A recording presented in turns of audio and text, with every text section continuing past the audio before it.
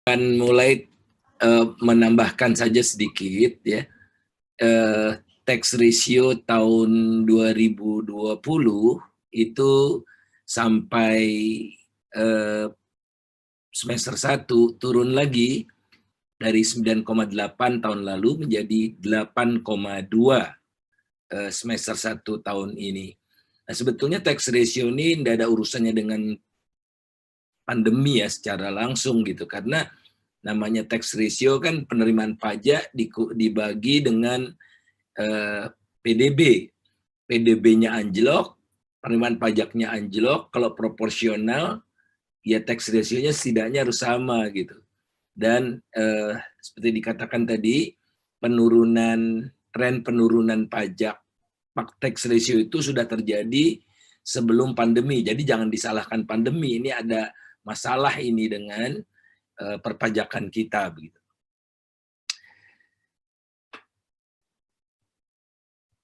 Tadi juga telah disampaikan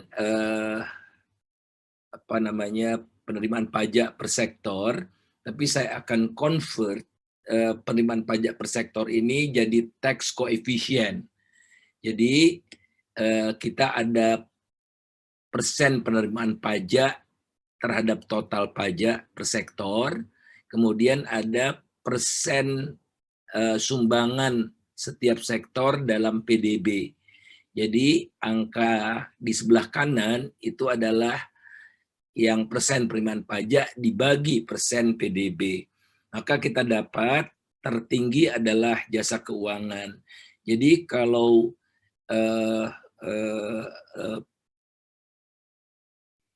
pertumbuhan PDB naik 1%, maka pertumbuhan jasa keuangan asuransi naik 3%. Jadi elastis sekali. Jadi semakin tinggi dia semakin elastis. Ada 3 sektor pertambangan. Ini pertambangan ini nanti saya beri catatan. Sektor lainnya dan konstruksi itu bisa dihipotesiskan ini yang paling banyak nilai pajak ini. Kalau positif ya dia kontribusinya positif, artinya dia sejalan dengan pertumbuhan nilai tambahnya.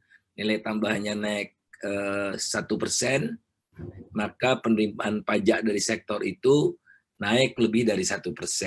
Itu yang bagus. Nah, yang paling jeblok ini konstruksi dan real estate. Dan kebanyakan rekonstruksi ini BUMN ini lagi kan. Aduh, ini masalahnya ribet bener BUMN. Nah, kemudian kalau kita lihat, saya hitung rata-rata 2012 dan 2012 dan 2016 itu konsisten untuk jasa keuangan ya.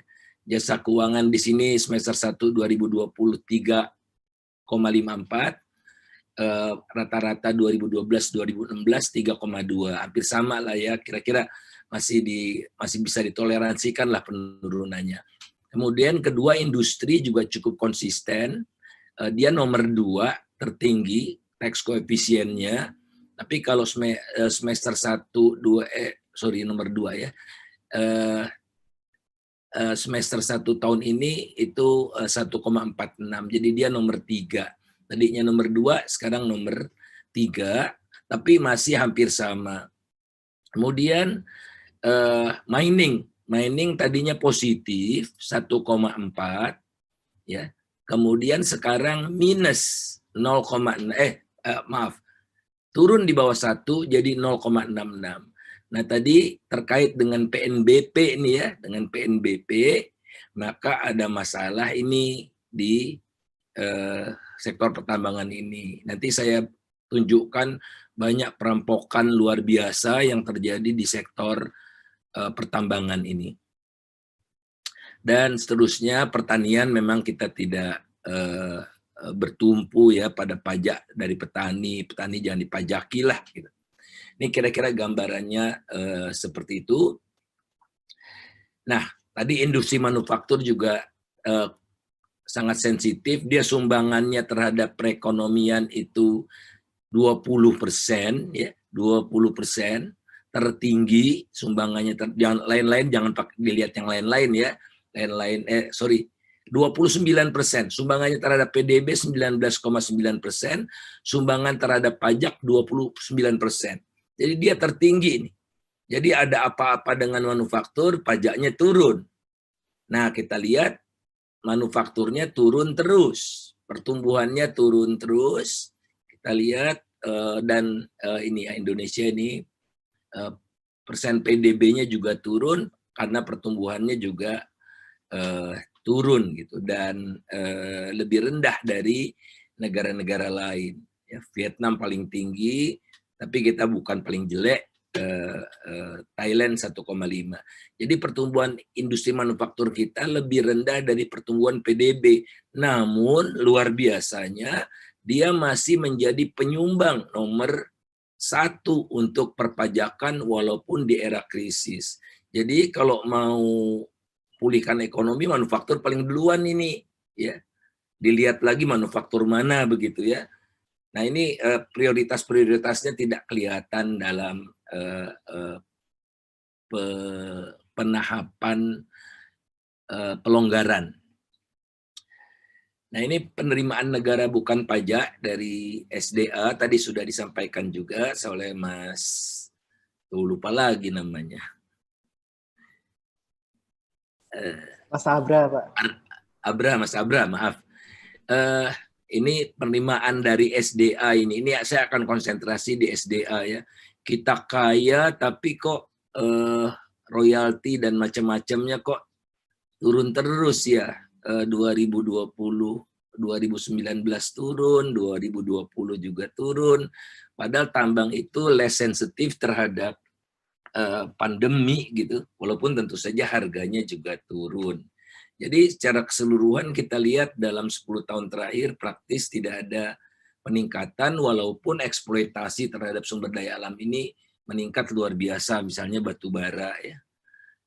Tahun 2019 itu kalau saya tidak salah 55 juta ton naik, tapi ya karena harganya juga pengaruhnya tidak terlalu besar. Kan dari SDA non migas itu paling banyak batu bara. Oke. Nah, apa yang terjadi? Karena produksi meningkat, tapi kontribusinya tidak banyak, baik buat penerimaan negara bukan pajak dari SDA maupun buat perpajakan secara keseluruhan. Mengapa? Karena ada pengenaan pajak ekspor. Jadi harga di pasar internasional untuk nikel misalnya ya, harga nikel di pasar internasional PX, tapi dikenakan pajak. Oleh karena itu yang diperoleh eksportir itu cuma PT. PX dan PT ini adalah besarnya pajak ekspor. Nah, siapa yang diuntungkan adalah smelter. Ya, smelter beli dengan harga yang lebih murah. Tadinya dia harus beli PX, sekarang smelter cuma beli PT. Jadi terjadilah pengalihan rente ekonomi, economic rents ya, bukan rente pemburu rente itu, economic rents dari petambang ke smelter dan sebagian ke pemerintah ini. D ini penerimaan pemerintah, A dan B itu dinikmati oleh smelter, sementara bidang C dan bidang E ini menguap dalam bentuk inefisiensi. Nah, di tambang ada lagi praktek yang lebih parah, yakni pajaknya ekspornya dilarang. Jadi ekspornya nol. Karena ekspornya nol, maka terjadilah penurunan harga lebih lanjut ke PXB ini. Jadi bukan ke PT, ke PXB. Nah, si smelter ini tidak puas dengan bidang A dan B, tapi semua sekarang dia garuk A, B, CDE ditambah KLMN. Itulah. Makanya yang terlibat di smelter ini super kaya raya. Super kaya raya. Oke. Dan inilah para oligark itu. Jadi misalnya harga nikel di pasar internasional misalnya ya $20 ya. Di Indonesia harga biji nikel harga nikel di pasar internasional $40, di Indonesia cuma $20 karena dilarang ekspor. Maka perusahaan-perusahaan smelter dari China itu pindah ke Indonesia karena nikmat sekali. 3 tahun dia di Indonesia, dia sudah break even dan keuntungannya puluhan triliun. Karena kalau dia smelternya di China, dia beli di pasar internasional kan, PX ini. Tapi kalau datang ke Indonesia, PXB karena kemurahan hati penguasa ini. Yang sebagian penguasanya tentu saja bekerja sama dengan mereka, baik langsung maupun tidak langsung. Nah inilah yang pertama kali hilang ya dari kocek pemerintah, yakni dalam bentuk pajak ekspor kan jadi 0. Jadi bidang D ini hilang. Nah, penerimaan negara turun ya dari pertambangan ini.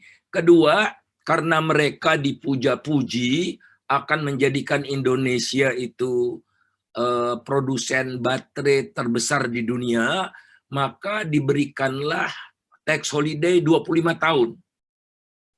Tax holiday 25 tahun itu hanya berlaku bagi investasi di atas 25 triliun. Belum 25 triliun pun karena tidak ada yang mengawasi sudah diberikan.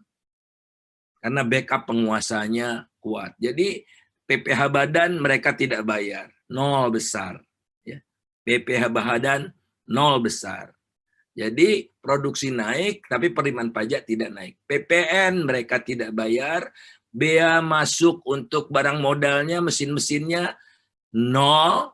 Ya. Pekerjanya didatangkan dari China pakai visa turis, bukan visa pekerja, jadi tidak bayar PPh pegawai perseorangan dan tidak bayar iuran-iuran untuk pekerja asing, kalau saya tidak salah $100 per orang. Jadi jebol keuangan negara ini gara-gara nikel ini yang sampai masuk ke pidato presiden kemarin. Dan di pidato itu betul-betul yang bikin pidatonya, yang memberikan masukannya membohongi presiden, karena katanya hilirisasi kita sudah keren banget, padahal hilirisasi kita baru sekitar 25%. Jadi belum sampai hilir, masih di kawasan hulu. Ya, masih di kawasan hulu, yang kita produksi barulah yang baru kita produksi barulah laterite. Laterite itu bahan bakunya kita jadikan ferronikel ya, ferronikel 100%-nya diekspor. Kemudian kita jadikan nickel pig iron. Nah, nickel pig iron juga bulat-bulat dengan ferronikel diekspor ke China. Nah, itulah dari China diolah menjadi stainless steel slab dan billet yang kita beli dari China. Ini namanya hilirisasi. Apa namanya ini? Nah, baterai itu tidak akan dihasilkan karena belum ada pabrik yang lebih lanjut untuk mengolah menjadi baterai. Jadi hampir semua itu mengarah kepada stainless steel. Baterainya jadi belum, masih mimpi. Gitu.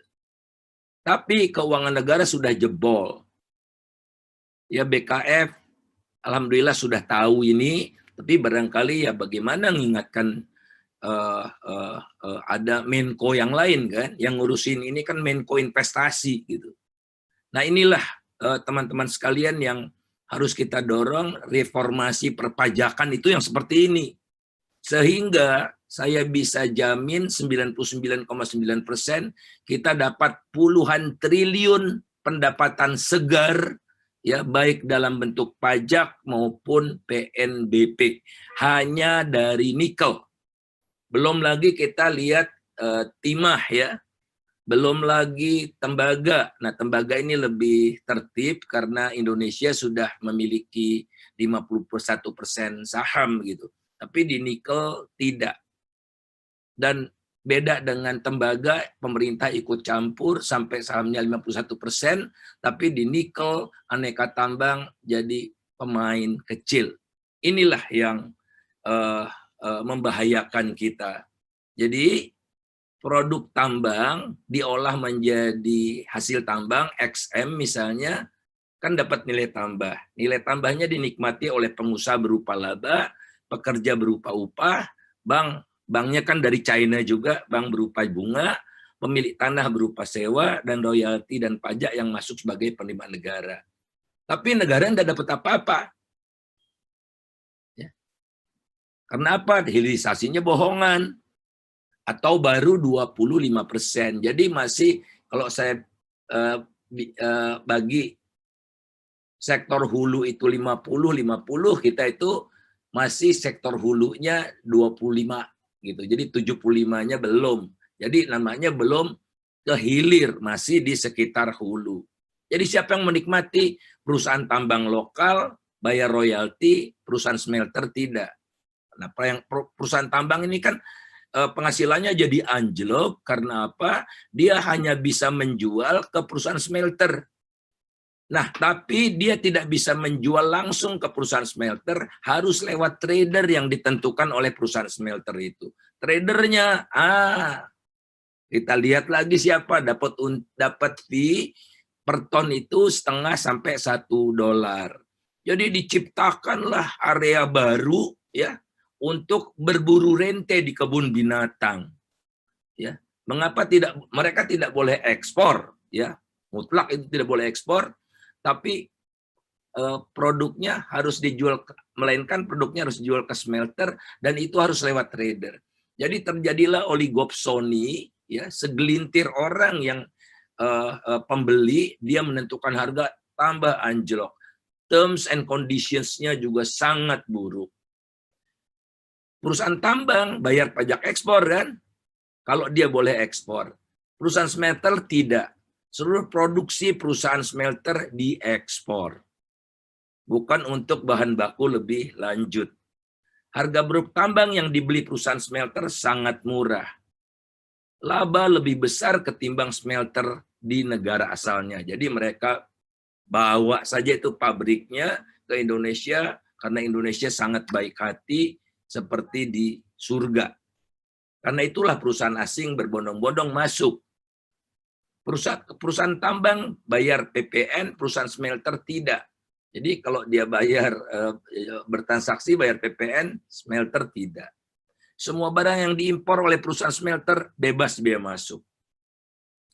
Perusahaan smelter bebas membawa pekerja asing walaupun sedang pandemik COVID-19.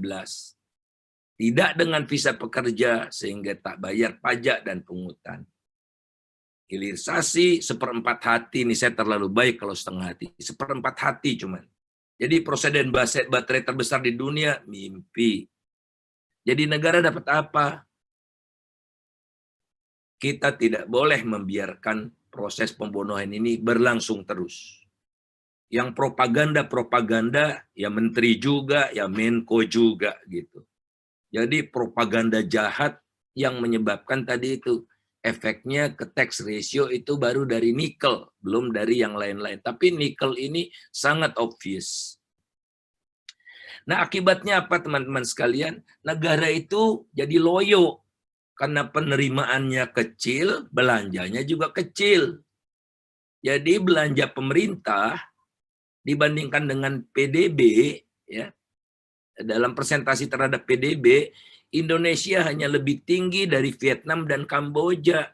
Jadi nggak bisa beli vaksin tadi, ya, orang disuruh beli sendiri, tidak bisa membayar PNS dengan gaji yang pantas, ya, tidak bisa melayani masyarakat. dan sebagainya, ya tambah loyo. Ya.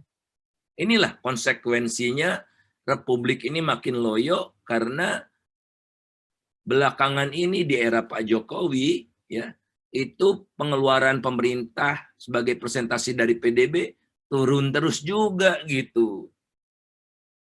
Jadi enggak peduli nih kita nih pelayanan apa, tapi maunya banyak.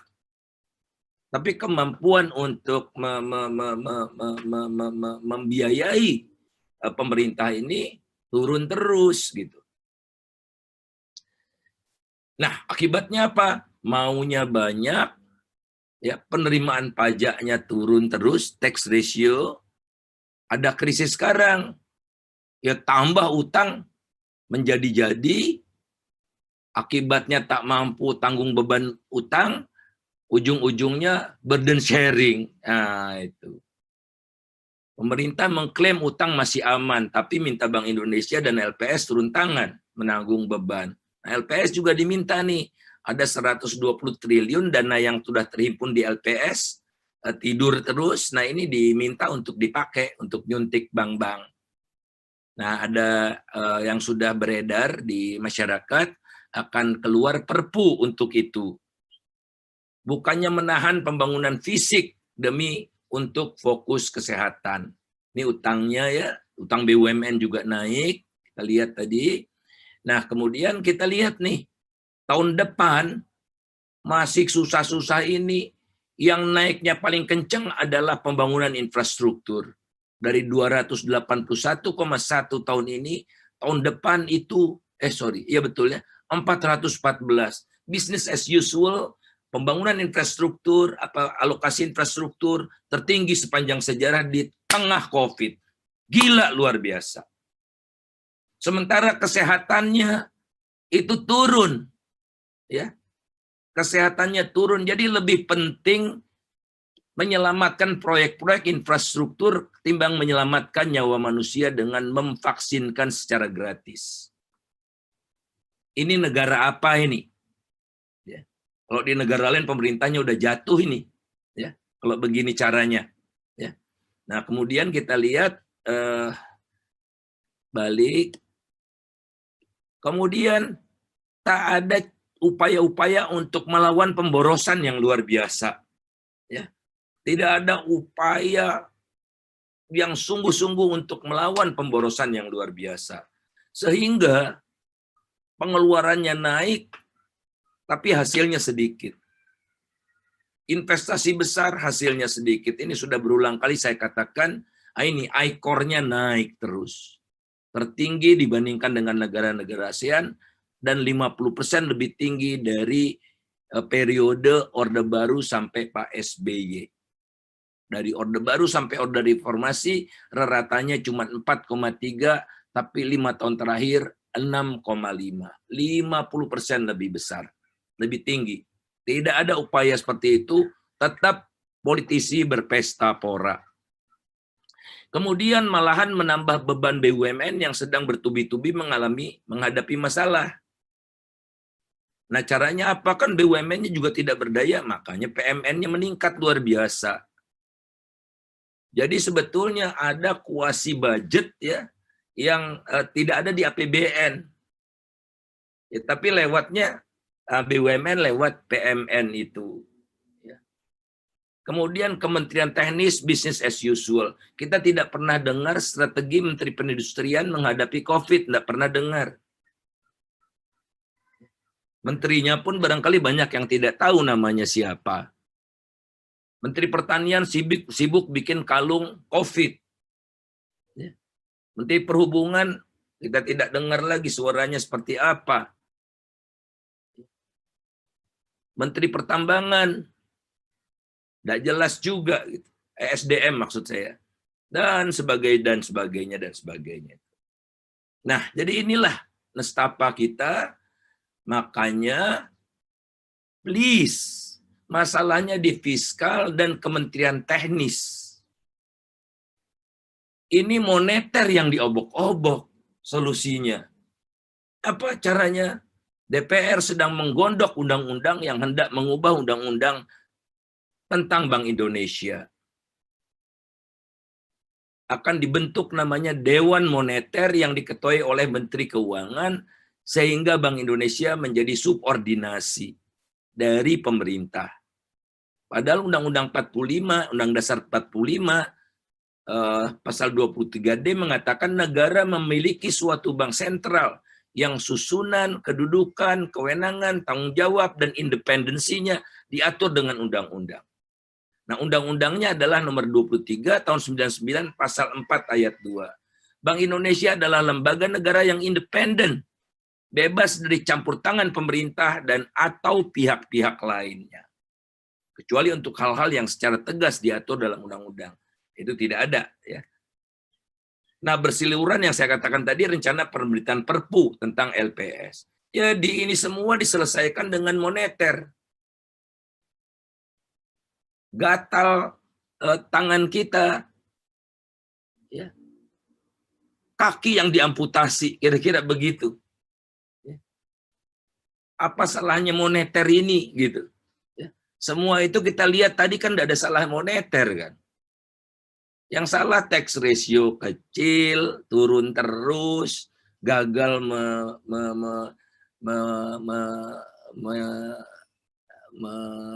menarik pajak dari sektor ekonomi yang terus tumbuh. Nah, oleh karena itulah,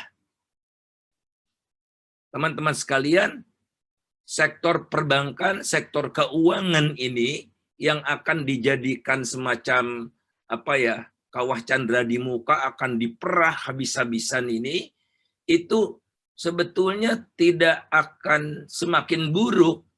Sektor-sektor lainnya juga tidak semakin buruk kalau COVID-nya bisa diselesaikan dengan cepat. Semakin cepat COVID diselesaikan, kredit macet semakin berkurang. Semakin cepat COVID diselesaikan, dana masyarakat yang ada di bank itu tidak sebanyak seperti sekarang, melainkan masyarakat akan belanja secara normal.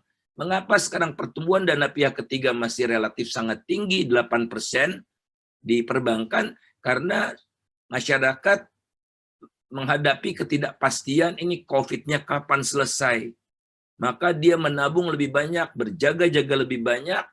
Oleh karena itulah bisa dijelaskan juga kenapa pasar saham kita juga tidak anjlok, padahal sudah 29 triliun rupiah lari dari Indonesia di pasar saham itu.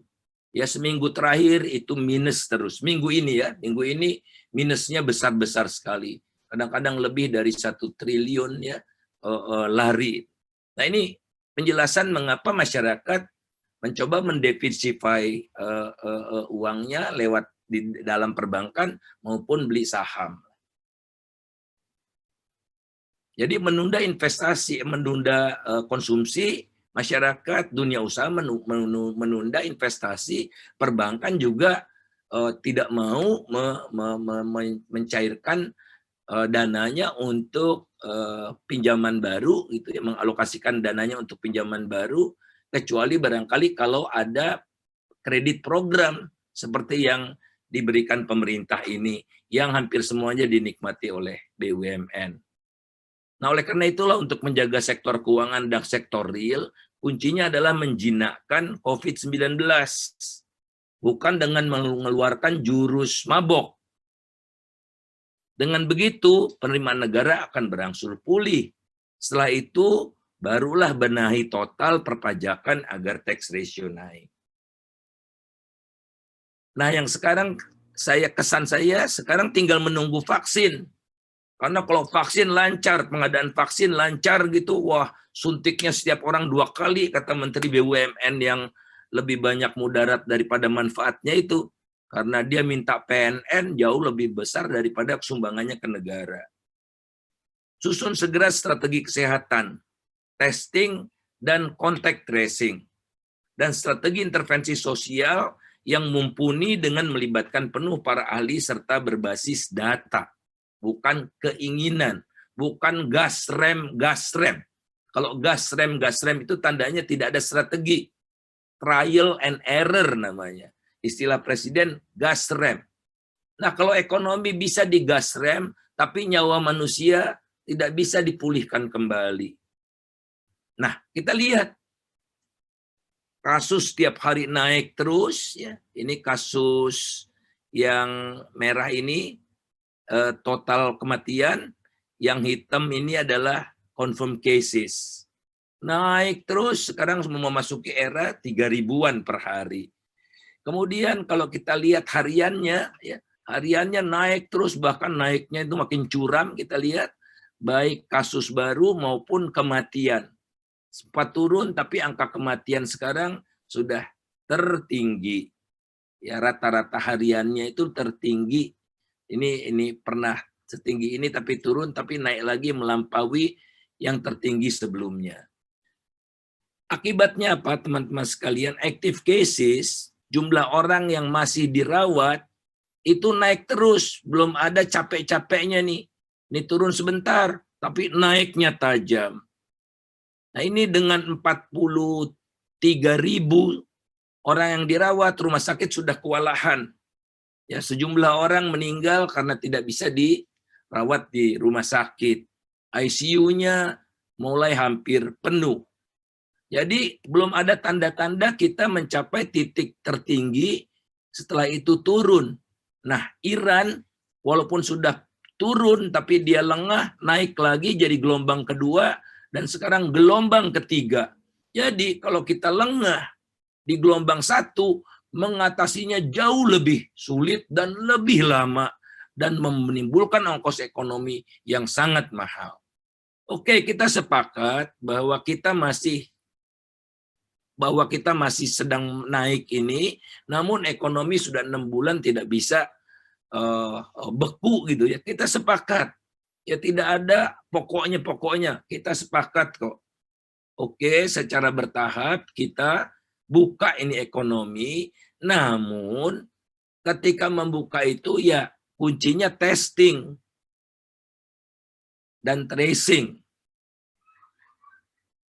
Nah, testing di kita baru 8.000-an, hanya lebih baik dari negara-negara Afrika, yaitu Mesir, Ethiopia, Nigeria, Kamerun, Pantai Gading, Madagaskar, Zambia, Sudan nih, maaf, Sudan. Satu lagi negara Asia adalah Afghanistan. Jadi udah deh, sekalian aja Indonesia pindah ke benua Afrika sana deh, biar temennya yang ini gitu. Pakistan, Bangladesh yang lebih miskin dari kita, tapi testingnya lebih besar dari kita. Irak yang sedang kesulitan, Filipina yang lebih rendah dari kita, juga testingnya jauh lebih banyak dari kita. Nah, jadi jangan main bim salah bim. Kondisi kita sekarang, kasus naik, ekonomi turun. Pemerintah ingin kasus naik, ekonomi naik. Ya melanggar sunatullah namanya. Melanggar hukum alam, melanggar kaidah ilmiah. Nah, yang harus dilakukan pemerintah adalah bagaimana secepat mungkin mengendalikan virus ini sehingga turun dia. Nah, setelah turun, tanpa disuruh pun, tanpa stimulus pun, ekonomi akan jalan karena tidak ada fasilitas produksi yang rusak seperti krisis-krisis sebelumnya. Semuanya ready untuk start kembali kalau virusnya sudah bisa dikendalikan. Dengan cara apa?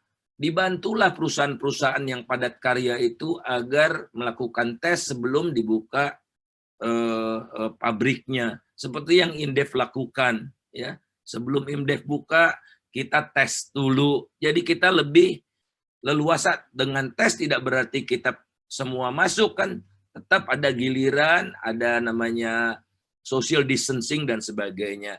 Ekonomi otomatis akan naik lagi, masyarakat tidak lagi menahan belanjanya, dunia usaha bisa berproduksi, bisa membayar cicilan lagi kepada bank, banknya sehat walafiat. Nah, namun apa, saudara-saudara sekalian, ya memang inilah sejak awal pemerintah memang sudah salah jalan. Perpu nomor 1 tahun 2020 itu yang telah diundangkan jadi nomor 2 tahun 2020 bukan perpu tentang penanganan COVID secara luar biasa, bukan, tapi perpu untuk melebarkan defisit dan menjaga sektor keuangan. Gitu. Padahal sektor keuangan tidak masalah gitu. Ya tidak ada kanker di dalam tubuhnya gitu. Nah, jadi Perpu nomor 1 2020 ini bukan merupakan payung untuk mengatasi keadaan darurat pandemi coronavirus dengan cara-cara luar biasa. Tidak ada untuk corona. Bukan juga untuk memperkokoh otoritas gugus tugas. Pengelolaan data parah dan tidak menggunakan standar WHO. Untuk kematian misalnya ya, hanya yang sudah ditesting 2 kali positif dan meninggal itu dicatat sebagai meninggal karena COVID. Kurang berbasis saintifik dan data akurat. Nah, terwujud dari sini. Kita lihat, namanya Perpres Komite Penanganan COVID. Penanganan COVID dulu kan, baru pemulihan ekonomi. Tapi didominasi oleh ekonomi. Ketua Komite Kebijakannya Menko Ekonomi. Wakil ketuanya ada Menko Maritim, ada Menkeu, Menteri BUMN. Unsur kesehatannya cuma 1. Ketua pelaksananya Menteri BUMN. Kemudian ada wakil ketua, nggak tahu siapa yang nunjuk, tapi sudah ada aja, tidak ada di Perpres, Kasat, dan Wakapolri. Sekretaris eksekutifnya pemerintah kekurangan tenaga, pinjam wakil ketua umum Kadin. Kurang juga ketuanya didampingi oleh wakil ketua umum Kadinnya langsung. Jadi Anda bisa lihat di sini dominasi ekonomi yang tadi melanggar apa-apa atau tidak bertentangan dengan apa-apa yang telah disampaikan oleh ketiga teman-teman peneliti Indef. Nah, bagaimana kabar gugus tugas? Gugus tugas tadinya bertanggung jawab kepada Presiden, sekarang bertanggung jawab kepada Erick Thohir. Namanya Satgas Penanganan COVID. Maka paripurnalah yang terjadi di Indonesia dan menyebabkan pemulihan itu akan semakin sulit. Makasih banyak.